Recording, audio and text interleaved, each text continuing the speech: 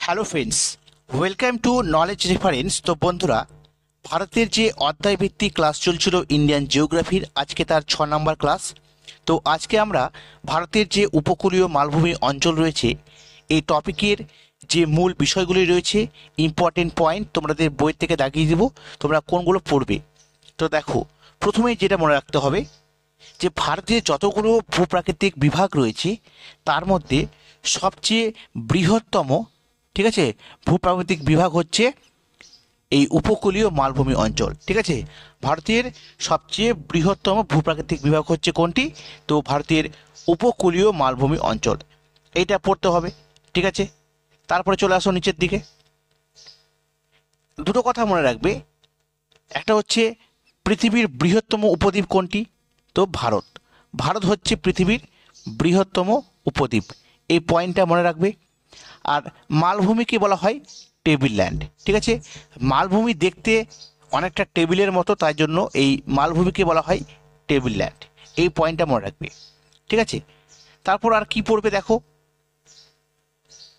এখানে যেটা পড়তে হবে সেটা ইম্পর্টেন্ট রয়েছে, যে ভারতের প্রাচীনতম ক্ষয়জাত পর্বত সেটা হচ্ছে আরাবল্লী। ঠিক আছে, ভারতের প্রাচীনতম ক্ষয়জাত পর্বত হচ্ছে আরাবল্লী, আর এটিও কিন্তু একটি ভঙ্গিল পর্বত। ঠিক আছে, তো ভারতের প্রাচীনতম ক্ষয়জাত পর্বত কোনটি?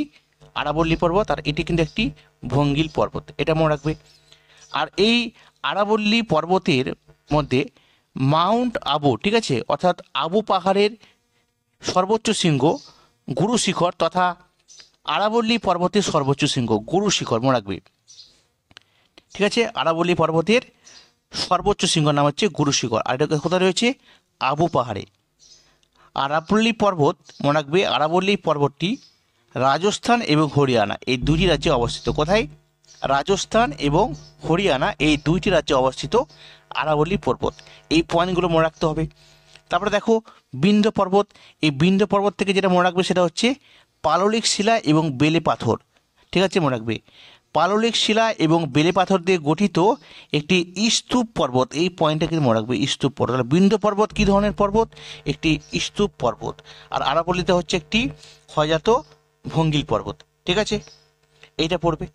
তারপরে দেখো যে ইম্পর্টেন্ট পয়েন্টটা রয়েছে সেটা হচ্ছে, এই দেখতে পাচ্ছ কয়েকটা এখানে ইম্পর্টেন্ট জিনিস আছে। একটা হচ্ছে মারওয়ার মালভূমি, বুন্দেলখণ্ড মালভূমি, মালব মালভূমি, রেওয়া মালভূমি। ঠিক আছে, জাস্ট এগুলো একটু মনে রাখতে হবে। কীরকমভাবে দেখো, যেমন বুন্দেলখণ্ড মালভূমি, এটা ইম্পর্টেন্ট, গ্রানাইট এবং নিজ শিলা দ্বারা গঠিত। ঠিক আছে, আর এই মালভূমিতে মেসামিউট, ঠিক বা মেসাবিউট দেখা যায়। তো সবচেয়ে বেশি ইম্পর্টেন্ট গ্রানাইট এবং নিজ শিলা দ্বারা। তোমাকে ডাইরেক্ট প্রশ্ন দেবে যে বুন্দেলখণ্ড মালভূমি কোন শিলা দ্বারা গঠিত? তো গ্রানাইট এবং নিজ শিলা দ্বারা গঠিত বুন্দেলখণ্ড মালভূমি। ঠিক আছে, তারপর দেখো যেটা পড়তে হবে মালব মালভূমি। এই মালব মালভূমিটা হচ্ছে কিন্তু লাভা দ্বারা গঠিত। ঠিক আছে, লাভা দ্বারা গঠিত বিন্ধ্য পর্বত এবং আরাবল্লী পর্বতের ঠিক মাঝখানে কিন্তু রয়েছে এই মালব মালভূমিটা। কোথায়? লাভা দ্বারা গঠিত বিন্ধ্য পর্বত এবং আরাবল্লী পর্বতের মাঝখানে। ঠিক আছে, তারপরে দেখো উপত্যকার মধ্যে রয়েছে নর্মদা উপত্যকা, এটা মোস্ট ইম্পর্টেন্ট, এই প্রশ্নটা পরীক্ষাতে এসেওছে কি, যে সাতপুরা এবং বিন্ধ্য পর্বতের মধ্যে কোন উপত্যকা রয়েছে? তো নর্মদা উপত্যকা মনে রাখবে, সাতপুরা এবং বিন্ধ্য পর্বতের মধ্যে রয়েছে নর্মদা উপত্যকা। ঠিক আছে, আর এটা মনে রাখবে যে উত্তর এবং দক্ষিণ ভারতের মধ্যে জল বিভাজিকার কাজ করে কোন পর্বত? তো বিন্ধ্য পর্বত। উত্তর এবং দক্ষিণ ভারতের মধ্যে জল বিভাজিকার কাজ করে কোন পর্বত? বিন্ধ্য পর্বত, মোস্ট ইম্পর্টেন্ট পয়েন্টটা। ঠিক আছে, তারপর দেখো যেগুলো ইম্পর্টেন্ট রয়েছে না সেটাই তোমাদের বলবো। তারপরে দেখো নর্মদা নদীর বা নর্মদা উপত্যকার মধ্যে, ঠিক আছে, পশ্চিম বাহিনী প্রধান নদী হচ্ছে নর্মদা। এই যে নর্মদা উপত্যকা রয়েছে তার মধ্যে যে প্রধান ভারতের পশ্চিম বাহিনী নদী রয়েছে সেটাই কিন্তু নর্মদা নদী, আর একে নর্মদাগ্রস্ত উপত্যকাও বলা হয়। মনে রাখবে নর্মদাগ্রস্ত উপত্যকাও কিন্তু বলা হয়। আর নর্মদা উপত্যকা অবস্থিত সাতপুরা আর বিন্ধ্য এই দুটি স্তূপ পর্বতের মধ্যে, তার মানে সাতপুরা আর বিন্ধ্য দুটি কিন্তু স্তূপ পর্বতের উদাহরণ। ঠিক আছে, আর নর্মদা উপত্যকাকে বলা হয় নর্মদা চ্যুতীয়। ঠিক আছে, তাহলে নর্মদা উপত্যকাকে বলা হয় নর্মদাগ্রস্ত উপত্যকা, এটা একটা পয়েন্ট। আরেকটা বলা হয় নর্মদা চ্যুতীয়। ঠিক আছে, তাহলে এটা মনে রাখবে। তারপরে দেখো, তারপরে কি পড়তে হবে, একটু ছোট নাগপুর মালভূমি সম্পর্কে দেখে নিব, যেখান থেকে ইম্পর্টেন্ট।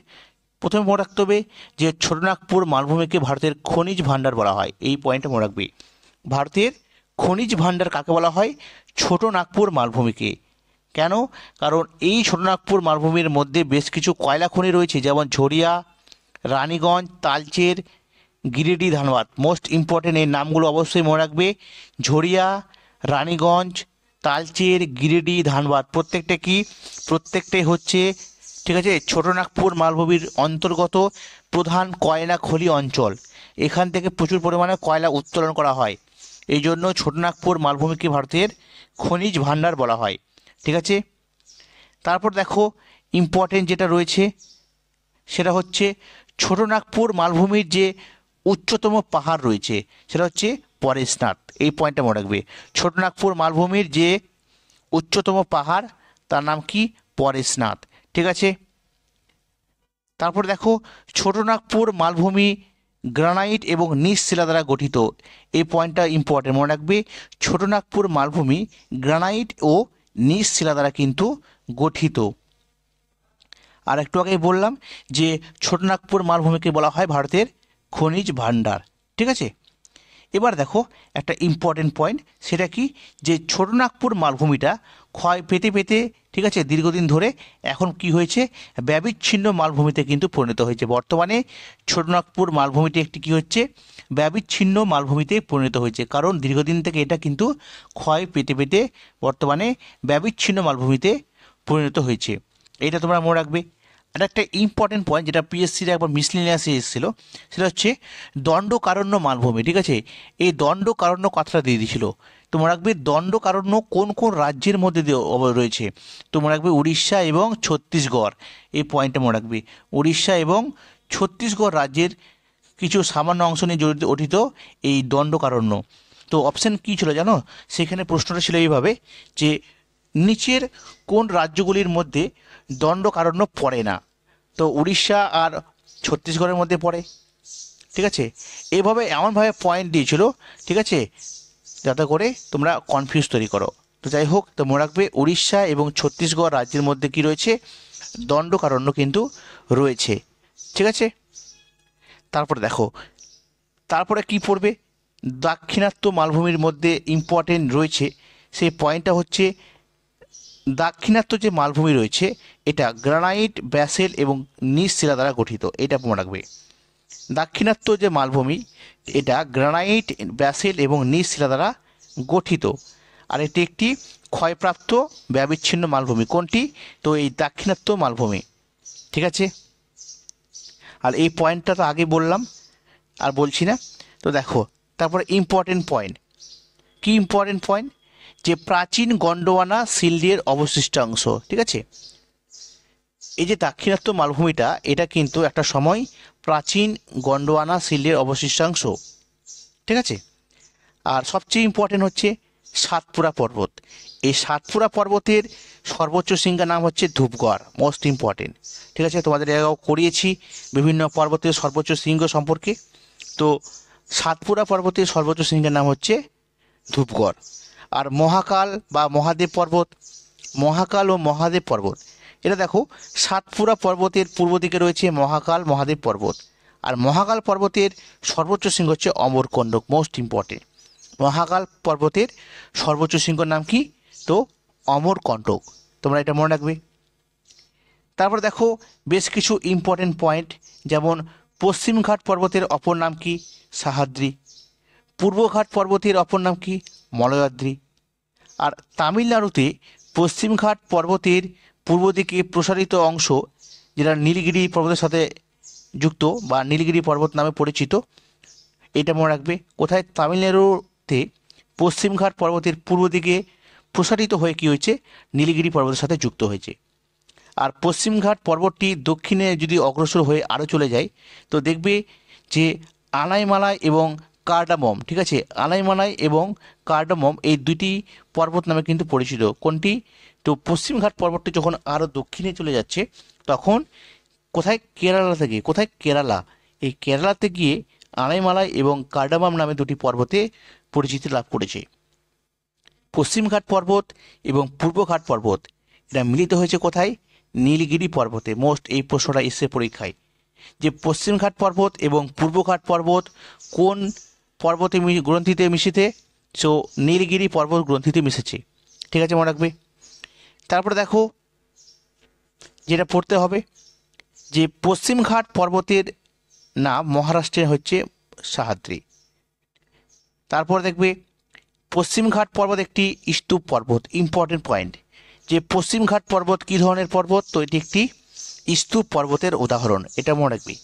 তারপরে দেখো সর্বোচ্চ শৃঙ্গ, পশ্চিমঘাট পর্বতের সর্বোচ্চ শৃঙ্গের নাম হচ্ছে আনাইমালাই পর্বতের অন্তর্গত আনাইমুদি। আনাইমালাই পর্বতের অন্তর্গত আনাইমুদি, যা পশ্চিমঘাট পর্বতের সর্বোচ্চ শৃঙ্গ। আর এছাড়াও এটি দক্ষিণ ভারতেরও কিন্তু সর্বোচ্চ শৃঙ্গ, দক্ষিণ ভারতেরও সর্বোচ্চ শৃঙ্গ। তারপরে এই পশ্চিমঘাট পর্বতের মধ্যে বেশ কিছু গুরুত্বপূর্ণ পর্বত শৃঙ্গ রয়েছে, যেমন হচ্ছে কলসুবাই ইম্পর্টেন্ট, তারপরে হচ্ছে মহাবালেশ্বর, আনাইমুদি। ঠিক আছে, তার আনাইমুদি সবচেয়ে বেশি সর্বোচ্চ শৃঙ্গ। আর উল্লেখযোগ্য গিরিপথ রয়েছে পশ্চিমঘাট পর্বতের মধ্যে, যেমন থলঘাট গিরিপথ, মোস্ট ইম্পর্টেন্ট। থলঘাট গিরিপথ কোথায় রয়েছে? মুম্বাই এবং নাসিকের মধ্যে। ইম্পর্টেন্ট, মনে রাখবে। থলঘাট গিরিপথ মুম্বাই এবং নাসিকের মধ্যে। তারপরে দেখো ভোরঘাট গিরিপথ, এটা রয়েছে মুম্বাই এবং পুনের মধ্যে। তাহলে থলঘাট হচ্ছে মুম্বাই নাসিক, ভোরঘাট হচ্ছে মুম্বাই পুনে, আর পালঘাট হচ্ছে নীলগিরি এবং আনাইমালাই পর্বতের মধ্যে। পশ্চিমঘাট পর্বতমালার দক্ষিণতম গিরিপথটির নাম হচ্ছে পলঘাট। তাহলে পশ্চিমঘাট পর্বতমালার দক্ষিণতম যে গিরিপথ রয়েছে তার নাম হচ্ছে পলঘাট। এই যে পয়েন্টগুলো প্রত্যেকটা কিন্তু তোমাদের পরীক্ষাতে আসার মতো পয়েন্ট। ঠিক আছে, অবশ্যই মনে রাখবে। ঠিক আছে, এখানে একটা ট্রিক্স দেওয়া আছে, তোমরা এটা দেখতে পারো। ঠিক আছে, এই যে তোমাদের দক্ষিণ যে ভারতের যে পশ্চিমঘাট পর্বতের গুরুত্বপূর্ণ গিরিপথ রয়েছে, তোমরা যদি ভুলে যাও তো এটা মনে রাখতে পারো। যেমন থোনা, ভোপু, পনি, এটা মনে রাখবে। এই তিনটি শব্দ দ্বারা কিন্তু পশ্চিমঘাট পর্বতের তিনটি গিরিপথ মনে রাখতে পারবে। কি যেমন দেখো, থোনা, ভোপু, পনি, থোনা, ভোপু, পনি, থোনা, ভোপু, পনি। তো থোনা বলতে থলঘাট, না বলতে নাসিকের কাছে রয়েছে, ভোপু বলতে ভোরঘাট, পু দিয়ে পুনের কাছে রয়েছে। ঠিক আছে, আর পনি দিয়ে পলঘাট নীলগিরির কাছে রয়েছে, ন দিয়ে নীলগিরি। ঠিক আছে, আর মুম্বাইটা রয়েছেই। ঠিক আছে, এইভাবে তোমরা মনে রাখতে পারবে। তারপর দেখো কি কি পড়তে হবে। পূর্বঘাট পর্বত, তো পূর্বঘাট পর্বতের মধ্যে থেকে যে ইম্পর্টেন্ট পয়েন্ট রয়েছে সেটা পড়তে হবে, যে পূর্বঘাট পর্বত কিন্তু মলয়াদ্রি নামে কিন্তু পরিচিত। আর এই পূর্বঘাট পর্বতের সর্বোচ্চ শৃঙ্গের নাম হচ্ছে জিন্দা গাদা, এইটা মনে রাখবে, জিন্দা গাদা। এছাড়া মনে রাখবে আমরাকোন্ডা বা মহেন্দ্রগিরি, আরমাকোন্ডা এবং মহেন্দ্রগিরি, এটা গুরুত্বপূর্ণ উল্লেখযোগ্য শৃঙ্গ। সবচেয়ে বড় বা সবচেয়ে উচ্চতম শৃঙ্গ হচ্ছে জিন্দা গাদা। এছাড়াও আরমাকোন্ডা এবং মহেন্দ্রগিরি রয়েছে। ঠিক আছে, আর এটা বললাম একটু আগে, নীলগিরি পর্বত গ্রন্থি কোথায় হয়েছে? না পশ্চিমঘাট এবং পূর্বঘাট পর্বতের মিলিত স্থল। ঠিক আছে, পড়বে। আর নীলগিরি পর্বতের সর্বোচ্চ শৃঙ্গ কোনটি? দোদাবেতা। ইম্পর্টেন্ট, নীলগিরি পর্বতের সর্বোচ্চ শৃঙ্গ দোদাবেতা। ঠিক আছে, আর পলঘাট গিরিপথ এই কিন্তু নীলগিরি পর্বতে রয়েছে, মনে রাখবি। পলঘাট গিরিপথটা কোথায় রয়েছে? নীলগিরি পর্বতে রয়েছে।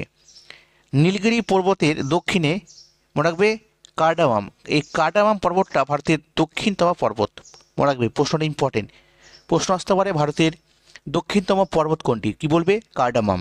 ঠিক আছে, এটা ইম্পর্টেন্ট। তারপরে দেখো ইম্পর্টেন্ট যেটা রয়েছে সেটা কি? ডেকান ট্রাপটা পড়বে, ইম্পর্টেন্ট ডেকান ট্রাপ। তো ডেকান ট্রাপের মধ্যে দেখবে যেটা প্রশ্ন আসে সেটা হচ্ছে, এটা কৃষ্ণ মৃত্তিকার একটি অঞ্চল, কৃষ্ণ মৃত্তিকা দ্বারা গঠিত এই ডেকান ট্রাপ, এবং যেটা শিলা বলে সেটা হচ্ছে ব্যাসেল জাতীয় শিলা। ঠিক আছে, এটা মনে রাখবে, লাভা গঠিত ব্যাসেল শিলা দ্বারা গঠিত এই হচ্ছে দাক্ষিণাত্য মালভূমিকে কিন্তু ডেকান ট্রাপও বলা হয়। দাক্ষিণাত্য মালভূমির নাম কি? ডেকান ট্রাপ।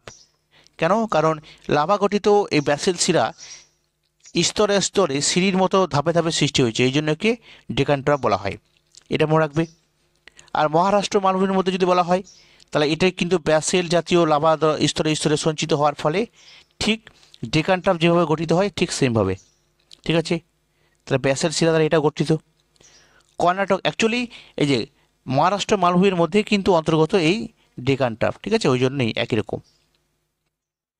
তারপরে দেখো কর্ণাটক মালভূমি, এই কর্ণাটক মালভূমির মধ্যে দুটো ইম্পর্টেন্ট পয়েন্ট রয়েছে, সেটা হচ্ছে মালনাথ এবং ময়দান। ইম্পর্টেন্ট, মালনাথ এবং ময়দান প্রশ্নটা আসে। তো মালনাথ কি? কর্ণাটক মালভূমির পশ্চিম দিকে বেশি উঁচু নিচু ঢেউ খেলানো কিন্তু পাহাড়ি অঞ্চল রয়েছে। দেখবে কর্ণাটক মালভূমির পশ্চিম দিকে বেশি উঁচু উঁচু ঢেউ খেলানো পাহাড়ি অঞ্চল রয়েছে, এটাকে বলা হচ্ছে মালনাথ, ঠিক আছে। আর এই মালনাথ শব্দের অর্থ হচ্ছে পাহাড়ি দেশ, ঠিক আছে। এটা ইম্পর্টেন্ট মনে রাখবে। এটা গ্রানাইট নিস এবং, ঠিক আছে, বিভিন্ন প্রকার শিলা দ্বারা গঠিত। তারপর হচ্ছে ময়দান। তো এটা ময়দানটা হচ্ছে কর্ণাটক মালভূমির পূর্ব দিকে, ঠিক আছে। ওটা গেল পশ্চিম দিকে, মালনাথটা এটা হচ্ছে পূর্ব দিকে। অল্প উঁচু, আগেরটা ছিল বেশি উঁচু, এটা হচ্ছে অল্প উঁচু ঢেউ খেলানো কিন্তু তরঙ্গায়িত ভূভাগ, ঠিক আছে। তরঙ্গের মতন কিন্তু আকৃতি বিশিষ্ট ভূভাগ, এটার নাম হচ্ছে ময়দান। আর ময়দান কথার অর্থ হচ্ছে অনুচ্চ ভূমিভাগ, অনুচ্চ ভূমিভাগ। এই পয়েন্টগুলো মনে রাখবে যে কোনটির নাম কি আর ময়দান আর মালনা জিনিসটা কি, ঠিক আছে। এটি গঠিত হচ্ছে একই রকম গ্রানাইট নিজ শিলা দ্বারা, ঠিক আছে। আর এই অঞ্চলে অনুচ্চ পাহাড় বা মোনাটনক দেখতে পাওয়া যায়। কোথায় দেখতে পাওয়া যায়? ময়দানের মধ্যে, মনে রাখবে। তারপরে তেলেঙ্গানা মালভূমি কোথায় রয়েছে? তেলেঙ্গানা রাজ্যে, অতটা ইম্পর্টেন্ট নয়, জাস্ট দেখে রাখবে। তারপরে দেখো এখানে মালনাথ এবং ময়দানের পার্থক্য দিয়েছে, তোমরা দেখতে পারো, ঠিক আছে, তেমন ইম্পর্টেন্ট ব্যাপারটা নয়। এখান থেকে তো বলেই দিলাম, জাস্ট এই পয়েন্টটা দেখে নেবে, ঠিক আছে, বাকি তো হয়ে গেল আগেই। দেখো আরেকটা পয়েন্ট, যে এই যে পশ্চিমঘাট পর্বত পড়লাম না একটু আগে আমরা, থলঘাট, ভোরঘাট, পালঘাট, এই পর্বতগুলো পশ্চিমঘাট পর্বতে রয়েছে, কিন্তু পূর্বঘাট পর্বতে কিন্তু কোনো গিরিপথ নেই, এটা মনে রাখবে, ঠিক আছে। আর পশ্চিমঘাট পর্বত দক্ষিণ ভারতের জল বিভাজিকা, এই পয়েন্টটা পড়বে। পশ্চিমঘাট পর্বতটা কি? যে দক্ষিণ ভারতের জল বিভাজিকা, কিন্তু পূর্বঘাট পর্বত জল বিভাজিকা নয়। কিন্তু পূর্বঘাট পর্বতের সর্বোচ্চ শৃঙ্গ জিন্দাগাদা, আর পশ্চিমঘাটের আনাইমতি।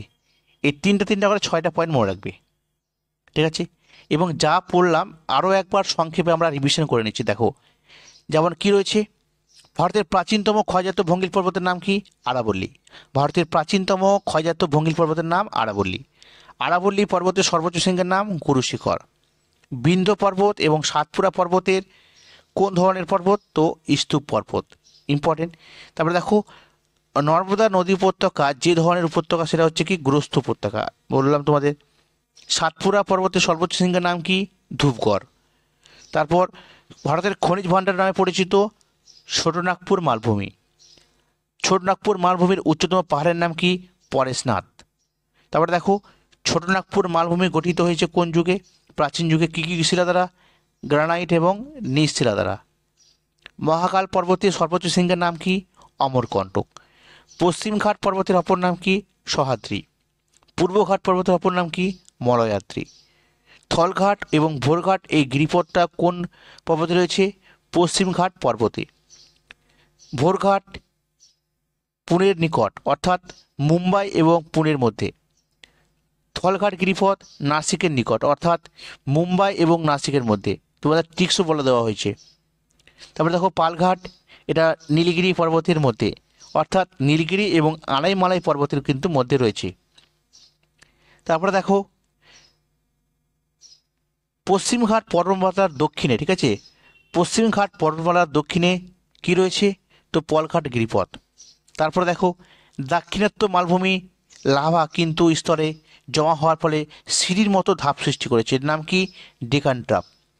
দাক্ষিণাত্য মালভূমি কী করেছে? লাভা জমে স্তরে স্তরে জমতে জমতে সিঁড়ির মতো ধাপ সৃষ্টি করেছে, এর নাম হচ্ছে ডেকান ট্রাপ। তারপরে দেখো দাক্ষিণাত্যের লাভা মালভূমি অঞ্চলটি কী নামে পরিচিত? ডেকান ট্রাপ। একই রকম প্রশ্ন। দাক্ষিণাত্য মালভূমির লাভাজাত মৃত্তিকার রং কালো হওয়ার কারণ কি? তো কৃষ্ণ মৃত্তিকা বা রেগুর মৃত্তিকা। তারপরে দেখো দাক্ষিণাত্য মালভূমির অপর নাম কি? দাক্ষিণাত্য কৃষ্ণ মৃত্তিকা অঞ্চল, কারণ কৃষ্ণ মৃত্তিকা সেখানে বেশি পাওয়া যায়। তারপরে দেখো পূর্বঘাট পর্বতের উচ্চতম শৃঙ্গগুলির মধ্যে রয়েছে কি, যেটা ইম্পর্টেন্ট সেটা হচ্ছে মহেন্দ্রগিরি, আরমাকোন্ডা এবং জিন্দাগাদা। জিন্দাগাদা হচ্ছে সবচেয়ে উচ্চতম শৃঙ্গ। আর পশ্চিমঘাট পর্বতের উল্লেখযোগ্য শৃঙ্গের মধ্যে রয়েছে আনাইমুদিটা, ইম্পর্টেন্ট, মনে রাখবে আনাইমুদিটা। এছাড়াও ভাবুলমালা রয়েছে, তো আনাইমুদিটা মনে রাখবে। তাহলে পশ্চিমঘাট পর্বতের সর্বোচ্চ শৃঙ্গের নাম কি, আনাইমুদি। দক্ষিণ ভারতের সর্বোচ্চ শৃঙ্গ কোনটি, তো আনাইমালাই পর্বতের আনাইমুদি। পূর্বঘাট ও পশ্চিমঘাট পর্বত দুটি কোন পর্বত গ্রন্থিতে মিশেছে, তো নীলগিরি পর্বত গ্রন্থিতে। নীলগিরি পর্বতের সর্বোচ্চ শৃঙ্গ কোনটি, দোদাবেতা। দক্ষিণ ভারতের শৈল শহরের মধ্যে কি রয়েছে ইম্পর্টেন্ট, তো উটি। এটা মনে রাখবে, নীলগিরি পর্বতের মধ্যে রয়েছে উটি। এটা কি, দক্ষিণ ভারতের একটি বিখ্যাত শৈল শহর। তারপর দেখো নীলগিরি পর্বতের দক্ষিণে রয়েছে আনাইমালাই পর্বত এবং কার্ডামাম পর্বত। আর এই কার্ডামাম পর্বত হচ্ছে ভারতের দক্ষিণতম কিন্তু অংশ। ঠিক আছে, এই পয়েন্টটা মনে রাখবে তোমরা। তারপর দেখো মালনাথ এবং ময়দানটা রিভিশন করে একবার। কর্ণাটক মালভূমির পশ্চিম দিকে বেশি উঁচু উঁচু ঢেউ খেলানো পাহাড়ি অঞ্চলকে বলা হয় মালনাথ। আর কর্ণাটক মালভূমির পূর্ব দিকে অল্প উঁচু ঢেউ খেলানো তরঙ্গায়িত ভূমিভাগকে বলা হয় ময়দান। মালনাথ কথার অর্থ হচ্ছে পাহাড়ি দেশ, আর ময়দান কথার অর্থ হচ্ছে অনুচ্চ ভূমিভাগ। ঠিক আছে, এবার দেখো একটা স্তম্ভ রয়েছে ডান বাম। ঠিক আছে, এটা ইম্পর্টেন্ট, তোমরা মনে রাখবে। এই পয়েন্ট থেকে কী কী পড়বে দেখো। ভারতের প্রাচীনতম ক্ষয়জাত পর্বত আরাবল্লী। আরাবল্লী পর্বতের সর্বোচ্চ শৃঙ্গ গুরু শিখর। বিন্ধ্য এবং সাতপুরা পর্বত হচ্ছে স্তূপ পর্বত। নর্মদা উপত্যকা একটি গুরুস্তূপ উপত্যকা।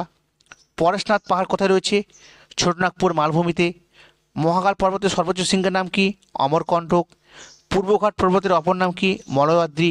পশ্চিমঘাট পর্বতের অপর নাম কি, সাহাদ্রি। পূর্বঘাটের সর্বোচ্চ শৃঙ্গের নাম কি, জিন্দাগাদা।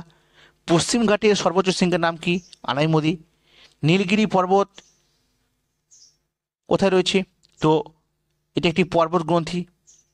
পশ্চিমঘাট এবং পূর্বঘাট পর্বত কোথায় মিলিত হয়েছে, নীলগিরি পর্বতে। নীলগিরি পর্বতের সর্বোচ্চ শৃঙ্গের নাম কি, দোদাবেতা। পলঘাট গিরিপথ কোথায় রয়েছে, নীলগিরি পর্বতে। ভারতের দক্ষিণতম পর্বত কোনটি, কার্ডামাম। লাভা স্তরে স্তরে সঞ্চয়ের ফলে কী সৃষ্টি করেছে, ডেকান ট্রাপ। দাক্ষিণাত্য কৃষ্ণবৃত্তিক অঞ্চল দেখা যায় কোথায়, ডেকান ট্রাপে। মালনাথ কথার অর্থ পাহাড়ি দেশ।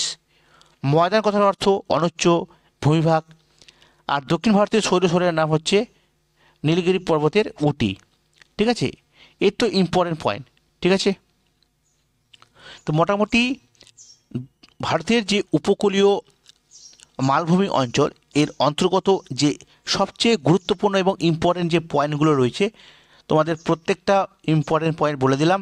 তোমরা যদি এই পয়েন্টগুলো অবশ্যই মনে রাখো, তো আশা করি এই টপিকের মধ্যে থেকে তোমাদের কোনো প্রশ্ন আর বাদ থাকবে না, কারণ সমস্ত প্রকার প্রশ্ন কিন্তু তোমাদেরকে করানো হলো। তো অবশ্যই যদি ভিডিওটি ভালো লাগে তো অবশ্যই লাইক করবে, শেয়ার করবে, আর নতুন হয়ে থাকলে অবশ্যই চ্যানেলটি সাবস্ক্রাইব করবে। তো বন্ধুরা, আজকে এই পর্যন্তই। পরবর্তী ক্লাসে আবার দেখা হবে। Thank you.